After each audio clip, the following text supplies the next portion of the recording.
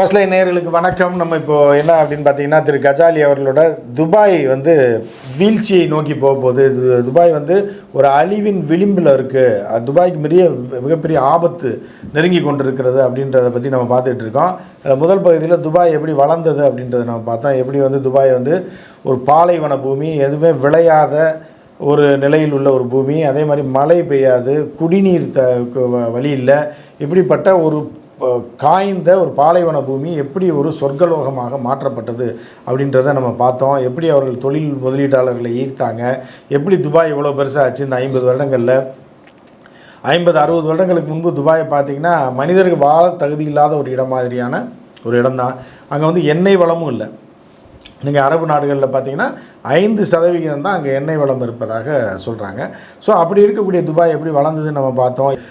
துபாய்க்கு மிகப்பெரிய ஆபத்து நெருங்கி கொண்டிருக்கிறது அப்படின்றத பற்றி அங்கு தொழில் நிறுவனங்களை நடத்தி அந்த அரபு நாடுகளில் பல ஆண்டுகள் வாழ்ந்து வந்த திரைப்பட தயாரிப்பாளரும் இயக்குனருமான திரு கஜாலி அவர்களை சந்தித்து பேசிகிட்டு இருக்கோம்.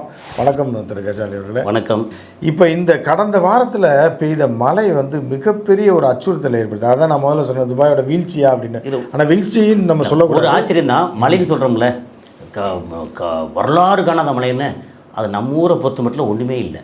நிச்சயமாக இல்லை. அங்கே அவங்களுக்கு தான் நம்ம என்னென்னா அந்த மழையோட அளவு எவ்வளோ தெரியுமில்ல, 5.5 இன்ச்சு அல்லது ஒரு 14.2 சென்டிமீட்டர் அல்லது 142 மில்லிமீட்டர். நம்ம ஊர்ல பேஞ்ச மழை இருக்கு இல்லையா, அது எவ்வளவு சென்டிமீட்டர்லாம் போயிருக்கு. எங்க 105 சென்டிமீட்டர் ஆச்சு ஒரு நாள். சென்னையில போன டிசம்பர்ல ஒரு நாள் ஆவரேஜா சொல்றேன், அதிக மழைனாலே 45 நாளே பெருசு. ஆமா இல்ல, பட் நம்ம ஊருக்கு பெஞ்சது 1050 மில்லிமீட்டர். இதே இது காயல்பட்டத்தில் ஒரு நாள்ல பெஞ்சது 1540 மில்லிமீட்டர். அந்த மழை துபாய்க்கு பெஞ்ச என்ன ஆயிருக்கும்? 10 மடங்கு. துபாயில் பெஞ்சதை விட அங்கே 10 மடங்கு, நம்மளது 7 மடங்கு. ஆனால் அங்கே வந்து வெறும் 142 மில்லிமீட்டருக்கே துபாய் வந்து ஆடி போயிடுச்சு. அதுக்கு நம்பர் 1 வந்து காரணம் என்னன்னு பார்த்துடலாம். அதாவது துபாய் வந்து ரொம்ப வறட்சியான இது எல்லாம் சொல்ல வேண்டியதில்லை, எல்லாருக்கும் தெரியும். ஆனால் அந்த வறட்சியான இடத்த வந்து வளமான பூமியாக மாற்றுறதுக்கு ரோடில் மரத்துலேருந்து, அப்புறம் ஆடு மாடு வளர்க்குறதுலேருந்து, கோழி வளர்க்குறதுலேருந்து, ப்ளஸ் காய்கறி வந்து உற்பத்தி பண்ணுறதுலேருந்து, அங்கே மக்களுக்கு தேவையான காய்கறிகள் வந்து க்ரீன் ஹவுஸு, கிளாஸ் ஹவுஸ்லாம் போட்டு நிறையா வந்து பண்ண ஆரம்பிச்சாங்க. அது போக வந்து இந்த மண்ணில்லா அது அடுக்கடுக்காக வச்சு அதுக்கும் வந்து பெரிய அளவுக்கு ப்ராஜெக்ட் போட்டு அது வேற பண்ணுறாங்க. ஸோ துபாய் வந்து எப்படின்னா இருக்கிற காசை வந்து வெளிநாட்டில் போய் இங்கே சுவிஸில் போகிறேன் அங்கே போகிறேன்னு சொல்லி போட்டு ஜாலியாக உட்காராமல் வெறுமனே இம்போர்ட் மட்டும் பண்ணாமல் அங்கே என்ன டெவலப் பண்ணலான்னு பார்க்குறாங்க. சவுதி ஏற்கனவே வந்து கோதுமையில் தண்ணீர் அடைஞ்ச கண்ட்ரி, ஒன்றுமே வராத இடத்துல. இங்கே வந்து எப்படின்னா வெறும் மணல், அந்த மணலில் வந்து ஹைட்ரோஃபோனிக் இந்த ஃபோனிக் சொல்லி அந்த மாதிரி வச்சு பண்ணுறாங்க. ஸோ அந்தளவுக்கு டெவலப் பண்ணுறாங்க. இதில் என்ன ஒரு எக்ஸ்ட்ரா ஒரு ஆசை வந்துருச்சுன்னா, எல்லாம் டீசலைஸ் பண்ணி தண்ணி ஊற்றிட்டு இருக்கோம். நம்ம இந்த பக்கம் கிராஸ் ஆகிற மேகம் இருக்குது. 1946 சம்திங் அமெரிக்காவில் கண்டுபிடிச்ச விஷயம் அது. இது க்ளவுட் சீடிங். அதில் வந்து என்ன சில்வர் அயோடைடுங்கிற அந்த மேகத்தில் தூவும்போது ஆட்டோமேட்டிக்காக வந்து அது வெயிட் ஆகி கீழே இறங்கும்.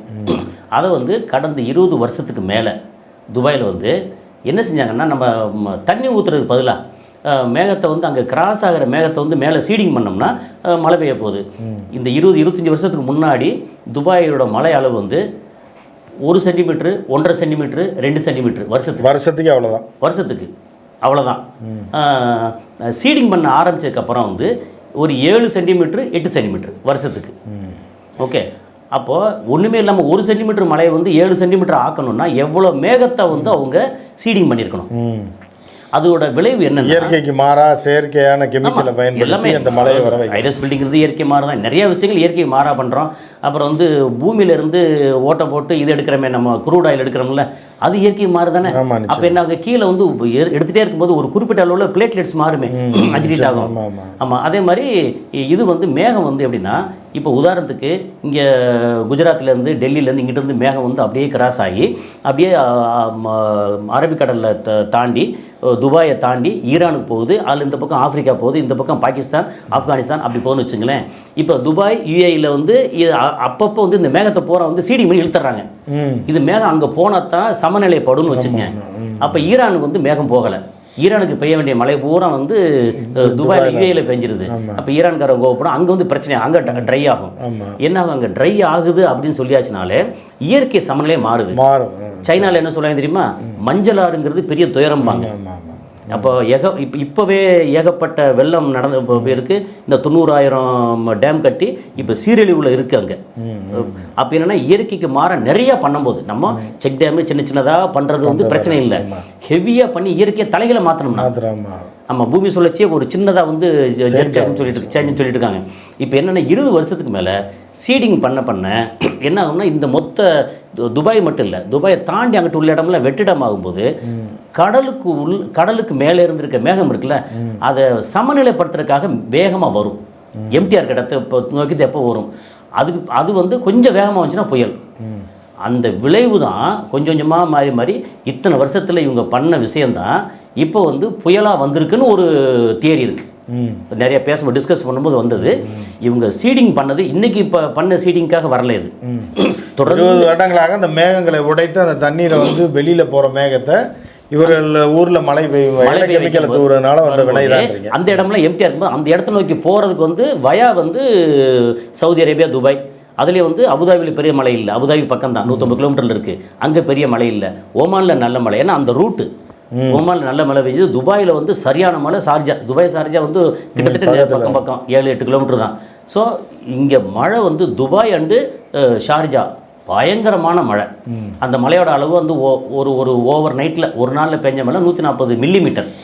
140 மில்லிமீட்டர் நம்ம ஊரில் சாதாரண, ரொம்ப சாதாரண மழை தான். ஆனால் அங்கே வந்து எப்படின்னா இவ்வளோ ஒரு நாளைக்கு நார்மலாக எவ்வளோ பெய்யும், ஒரு 20 மில்லிமீட்டர் 30 மில்லிமீட்டர் மழை பெஞ்சால் அந்த இருக்கிற மரங்களுக்கும் செடிகளுக்கும் தண்ணி ஊற்ற வேண்டியது வராது அப்படின்னு எடுத்து பண்ணுறதான்.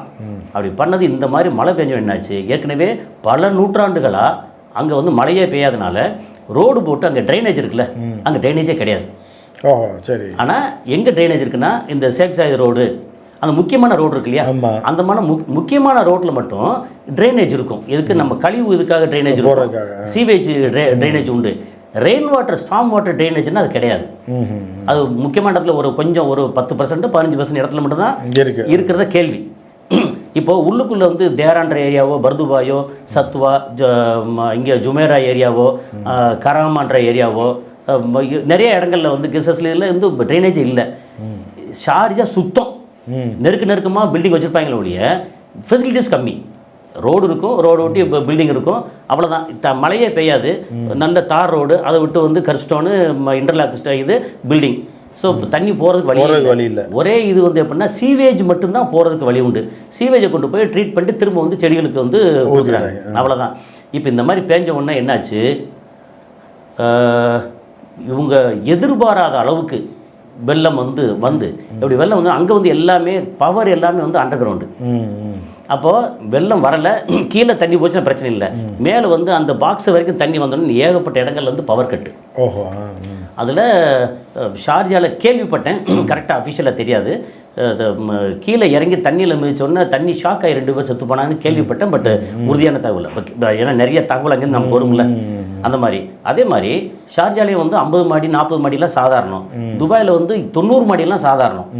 நீங்கள் புர்ஜ் கலீஃபா வந்து 165 மாடி, அதுக்கு சுற்றியே வந்து டவர் இருக்கு இல்லையா, அதை வந்து அந்த இந்த சாஞ்சிராமல் இருக்கிறதுக்காக பேலன்ஸ் பண்ணுறதுக்கு ஆங்கரிங் சொல்லிட்டு இங்கே ஒரு 10 டவர், ஒரு டவர் 90 மாடி 80 மாடி 70 மாடி, இங்கே ஒரு 8 டவர், அங்கே ஒரு 10 டவர் அப்படின்னு சொல்லி பேலன்ஸ் பண்ணுறதுக்கு வச்சுருப்பாங்க. அந்த இது பண்ணுறதுக்காக. இப்போது இந்த இதுக்கு வந்து எப்படின்னா தண்ணி வந்து கீழே போகாது, தண்ணி அப்படியே நிற்கும், அங்கங்கே நிற்கும். போகாமல் இதுக்கு ஒரே வழி என்னென்னா ஆவியாகி போகிறதான். அது எத்தனை நாள் ஆவியாகி போகிறது? அப்படி தண்ணி இருந்ததுன்னா ரெகுலர் ரொட்டீன் ஒர்க்கே கெட்டு போயிருமே, மக்கள் நடமாட்டமே கெட்டாயிரும். அது இல்லாமல் இன்டர்நேஷ்னல் சிட்டி, எக்ஸ்போ சிட்டி, நிறையா வந்து அரேபியன் சிட்டி, ஒரு தனித்தனியாக வந்து பெரிய இண்டிவிஜுவல் வில்லா விரும்புகிற யூரோப்பியன் இருக்காங்க இல்லையா, அவங்களுக்காக நிறையா வந்து அந்த மாதிரி தனித்தனி வில்லா மாதிரி பண்ணாங்க. அங்கேயும் ட்ரைனேஜ் இல்லை, ஸ்டாம் வாட்டர் ட்ரைனேஜ் கிடையாது.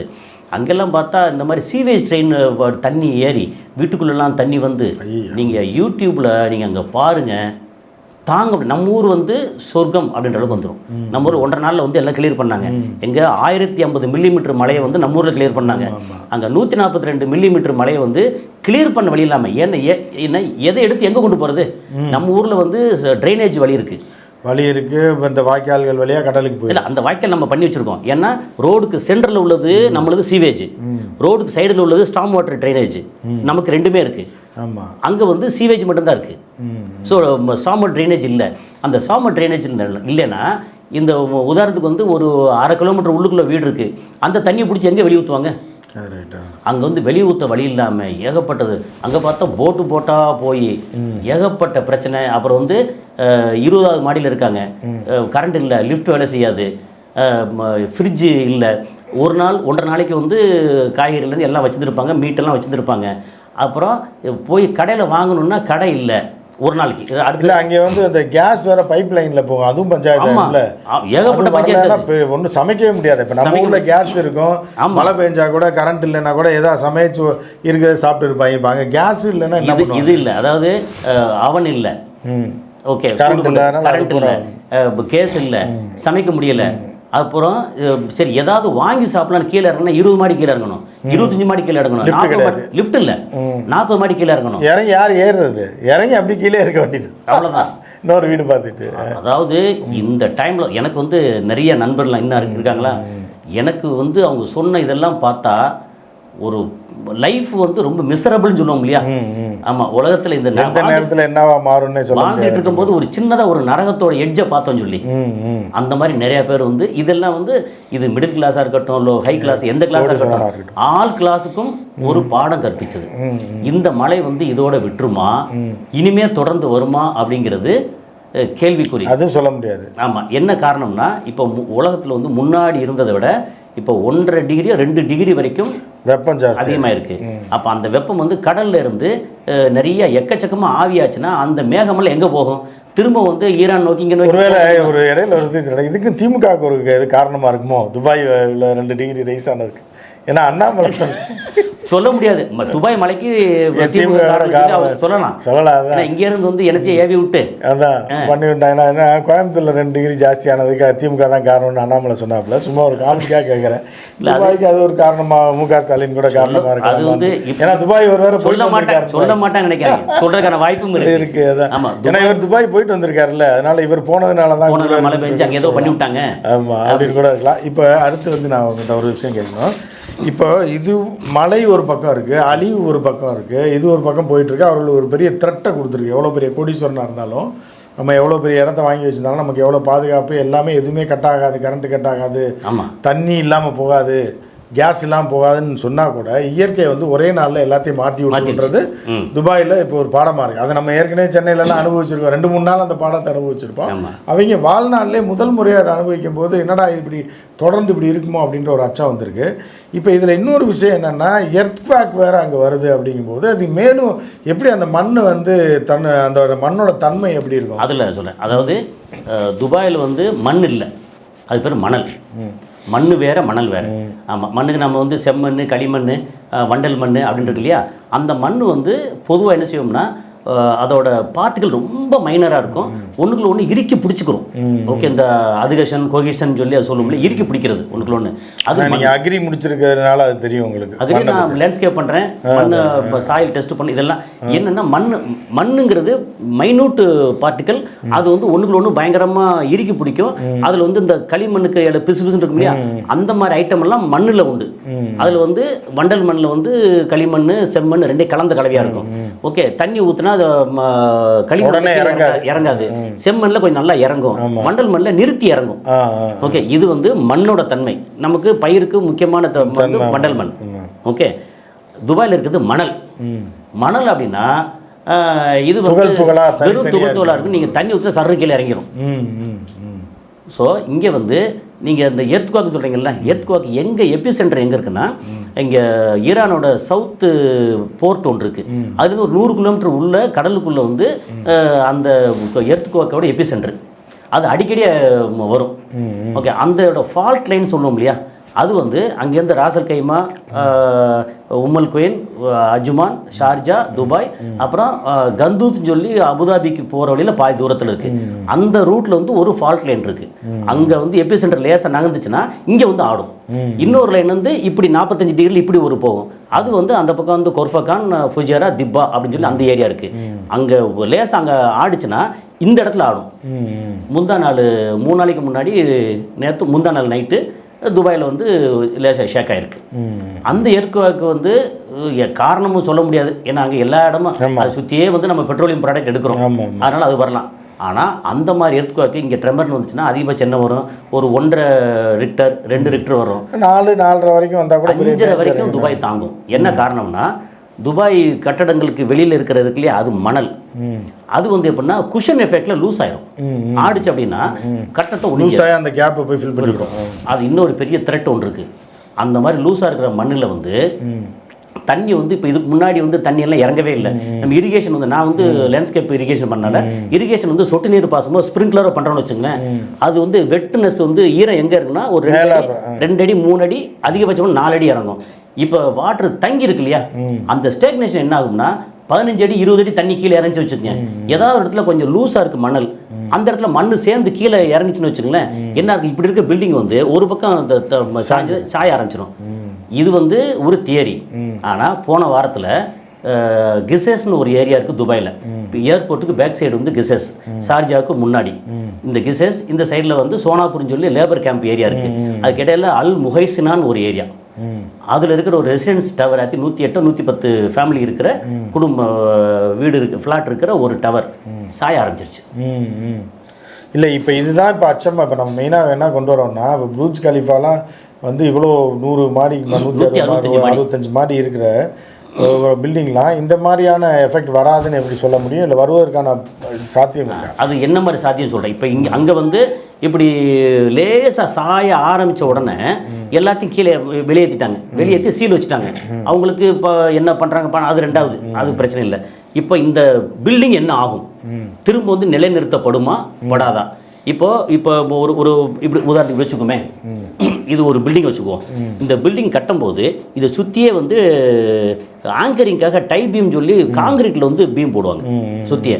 இது இது இது இந்த இவ்வளோ அகலத்தில் போட்டாங்கன்னா இது, ஆனால் இது பூரா மண். ஒரு பக்கம் மண் சாய்ஞ்சு லேசாக சாய ஆரம்பிக்கும். இதை சாய ஆரம்பிக்கும் போது இந்த பக்கம் இறுக்கி பிடிச்சிருச்சுன்னா சாயாது. இது ஹைட்டு மேலே போக போக இது சாய ஆரம்பிச்சிச்சு வச்சுங்களேன், இறுக்கி பிடிக்கிறதுக்கு வாய்ப்பு குறைஞ்சிரும். இது ஒரு பெரிய டெக்னிக்கலான ஒரு பெரிய விஷயம். இப்போ புர்ஜ் கலிஃபாவுக்கு சுற்றியே வந்து ஆங்கரிங்காக வந்து 11 மாடி 8 மாடி 10 மாடி கட்டிருக்கான்னு சொன்னேன் இல்லையா, இது லேசாக இங்கே சாய ஆரம்பிச்சுன்னா இது இறுக்கி பிடிச்சிக்கிறோம். அதுக்காக பண்ணியிருக்காங்க. அதையும் தாண்டி நம்ம தெரியாது, அதை சுற்றியே வந்து இந்த ஹெச்டிபின்னு சொல்லி லைனர் போட்டு ஸ்ட்ராங்காக போட்டு தண்ணி விட்டுருக்காங்க, செயற்கை குளம். ஏன்னா அந்த தண்ணி வெயிட்டு இதெல்லாம் வந்து அதை பேலன்ஸ் பண்ணுறாங்க. முக்கியமாக வந்து குஷன் பண்ணி வெயிட் பண்ணணும். அதுக்காக அது ரொம்ப டெக்னிக்கலாக ரொம்ப ஸ்ட்ராங்கான சூப்பரான இடம். இதெல்லாம் பண்ணியிருக்காங்க. ஒருவேளை இந்த ஹெச்டிபியோட லைனரோட லைஃப் வந்து 20 வருஷம் கேரண்டி மினிமம். 20 வருஷம் தாண்டி ஏதாவது வெல்டு பண்ணியிருக்காங்கல்ல, அதில் ஏதாவது இதாகி டேராகி இதாகி தண்ணி வச்சிருக்க தண்ணி வந்து கீழே இறங்கி போய்கிட்டே இருந்துச்சு வச்சுங்களேன். ஒரு அளவுக்கு மேலே போச்சுன்னா எங்கேயாவது ஒரு இடத்துல வீக் ஆச்சுன்னா 165 மாடி. ஆனால் அதில் வந்து ரொம்ப டெக்னிக்கலாக பண்ணது என்னென்னா, கீழே வந்து ரொம்ப அகலமாகவும் ஒரு குறிப்பிட்ட வந்து ஒரு 6 லைனு, அப்புறம் 3 2 1 அப்படி பண்ணியிருக்காங்க. அதனால் அதில் வந்து பெரிய இஷ்யூ வராது. ஆனால் எந்த பில்டிங்கில் வேணால் ஒரு 80 மாடி 90 மாடி வந்து ஸ்ட்ரெயிட்டாகவே கட்டிருக்காங்க இல்லையா, தனியாக இண்டிபெண்ட்டாக கட்டிருக்காங்க இல்லையா, அதில் கீழே வந்து இந்த மாதிரி மணல் வந்து அரிச்சிச்சுன்னா சாஞ்சிச்சுன்னா தாங்கிறதுக்கு வழி இல்லை. இப்போ ஷார்ஜாவில் வந்து ரொம்ப குறைவு. காரணம் அடுத்தடுத்து பூரா டவராக கட்டி வச்சுருக்காங்க. தண்ணி போகாதே வழியோ ஒரு டவர் சாய ஆரம்பிச்சு இன்னொரு டவர் இறுக்கி பிடிச்சிடும். அந்த மாதிரி இருக்குது. இது வந்து இந்த ஏதாவது ஒரு டவர் தொடர்ந்து வந்து இது மாதிரி இயற்கைக்கு எதிராக செயல்படுவதன் மூலமாகவும் மழை வந்து அதிகமான இது போன்ற மழைகள் தொடர்ந்து பெய்தாலும் துபாய்க்கு ஆபத்து இருக்குது. ஏன்னா இன்னொன்று இதெல்லாம் தாண்டி துபாய் வந்து ஏன் மக்கள் போய் இன்வெஸ்ட் பண்ணுறாங்க? நமக்கு வந்து டேக்ஸ் இப்போ கொஞ்சமாக போட்டிருக்காங்க, பட் டேக்ஸ் இல்லை, லைஃப் ரொம்ப நல்லா இருக்குது, நம்ம இன்வெஸ்ட்மெண்ட் அங்கேயே இருக்கும், நம்ம வந்து இப்போ நம்ம எல்லா விதமான தொழிலும் பண்ணிக்கிற முடியும் அப்படின்னு சொல்லி ஒரு நல்ல டிரான்சிட் பாயிண்ட்டாகவும் நல்ல சர்வீஸ் நமக்கு கிடைக்குதும் நல்ல பிஸ்னஸ் பாயிண்ட்டாகவும் வந்து இருக்கிற இடத்துல வந்து துபாயோட பெப் இருக்கு இல்லையா, அந்த ப்ளஸ்ஸு அந்த ப்ளஸ் வந்து இப்போ மைனஸ் ஆகுதே. இப்போ இவ்வளோ மழை பெஞ்சு ஒரு சின்ன சாதாரண ஒரு 15 சென்டிமீட்டர் மழைக்கே தாங்காத துபாய் வந்து தப்பித்தவரை இதுக்கப்புறம் 25 சென்டிமீட்டர் மழை பெஞ்சா 250 மில்லிமீட்டர் மழை பெஞ்சா என்ன ஆகும்? அப்போ நம்ம எல்லாமே வீணாக போயிடும் அப்படின்ற பயத்தில் வந்து இனி துபாய் வேண்டான்னு முடிவெடுக்கக்கூடிய இடத்துல வந்து பெரும் பணக்காரங்கள் இருக்கலாம். ஏன்னா வேலை செய்கிறவங்களுக்கு துபாய் போனா சிங்கப்பூர் போனா தாய்லாந்து அது பிரச்சனை எங்கே வேணாலும் போவாங்க. ஆனால் இன்வெஸ்ட் பண்ணுறாங்க, இன்வெஸ்ட்மெண்ட் தான் ரொம்ப ரொம்ப முக்கியம். அந்த இன்வெஸ்ட்மெண்ட் வந்து முடிஞ்சா இப்போ நம்ம தமிழ்நாடு கவர்மெண்ட் வந்து இந்த டைமில் நினச்சா அங்கே ஆப்பிரிக்கன் கண்ட்ரிலேருந்து எக்கச்சக்கமான இன்வெஸ்ட்மெண்ட்டு துபாய்க்கு வருது, ஈரான்லேருந்து எக்கச்சக்கமான இன்வெஸ்ட் துபாய்க்கு வருது, அப்புறம் ரஷ்யா நாடுகள் இருக்கு இல்லையா அங்கேருந்து நிறையா வருது. இவங்க கரெக்டாக இங்கே ஆளை பிரித்து அனுப்பிச்சி விட்டு நீங்கள் தமிழ்நாட்டுக்கு வாங்க உங்களுக்கு எல்லா விதமான சௌகரியம் தரேன்னு சொல்லியாச்சுன்னா ஸ்ட்ரெயிட்டாகவே தமிழ்நாட்டுக்கு அவ்வளோ இன்வெஸ்ட்மெண்ட் வரதுக்கான வாய்ப்பு இருக்குது. ஓகே, இப்போ வந்து இந்த துபாயில் பெய்த மழை, அங்கே துபாய் எப்படி உருவாச்சு, துபாய் இந்த மழை வந்து அடுத்தடுத்து பெஞ்சா துபாய் என்ன ஆகும் அப்படின்றத பற்றி நம்ம விரிவான தகவல்களை நீங்கள் பதிவு செஞ்சீங்க. மற்றொரு நிகழ்ச்சியில் சந்திப்போம். நன்றி, வணக்கம். ஓகே, இந்த நிகழ்ச்சி மூலமாக வந்து ஒரு சின்ன அவேர்னஸ் தான், இது யாரையும் பயமுறுத்துறது இதெல்லாம் இல்லை, ஒரு சின்ன அவேர்னஸ் என்ன வருங்கிறது. அப்போ இயற்கையை வந்து ரொம்ப நம்ம வந்து மீறி போகக்கூடாது, மரத்தை வெட்டக்கூடாது, இந்த மாதிரி சீடிங் பண்ணுறது புறம்பா போனால் நமக்கு வந்து பெரிய ஆபத்து தெரிவிக்கிறதா. ரொம்ப நன்றி. நன்றி, வணக்கம்.